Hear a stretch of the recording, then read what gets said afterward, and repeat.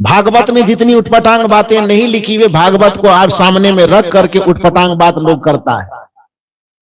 पूरे भागवत के अंतर्गत एक जगह पर भी राधा शब्द का जिक्र नहीं है।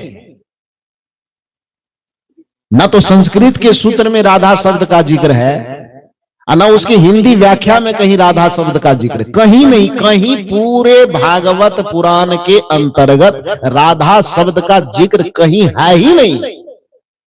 और जिस चीज की, जिस नाम की चर्चा तक नहीं है, आप बताइए तो 7 दिन की जो कथा होती है उसमें कितने बार राधा नाम की चर्चा होती है? कितना बार चर्चा होती है? वो 1000 कहेंगे तो कम होगा, लाखों कह दीजिए। उस 7 दिन के अंदर जब शुरुआत होगी तो बिना राधा नाम से शुरुआत, राधा नाम पे जाते जाते समापन, वहीं से शुरू होगी वहीं समापन होगा। उसके चुनरी के लिए दान मांगा जाएगा, उसके दही के लिए दान मांगा जाएगा, पता नहीं क्या क्या कितनी कहानियां गढ़ी गई।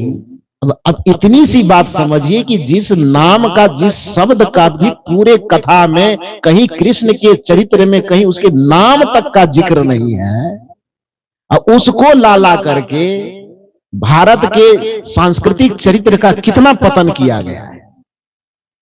जिसे आप भगवान कहते हैं उसकी एक प्रेमिका बना दिए, पत्नी का नाम तक नहीं होने दिए। कोई पंडित पत्नी रुक्मणी का नाम चलने दिया है?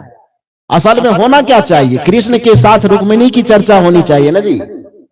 कृष्ण की मूर्ति बैठी है तो वहां पर मूर्ति के सामने में उसकी पत्नी को बैठना चाहिए बगल में, लेकिन उसकी पत्नी को वहां से हटा करके जबरदस्ती, वो काल्पनिक आपके मन की उपज, शास्त्र नहीं कहता है।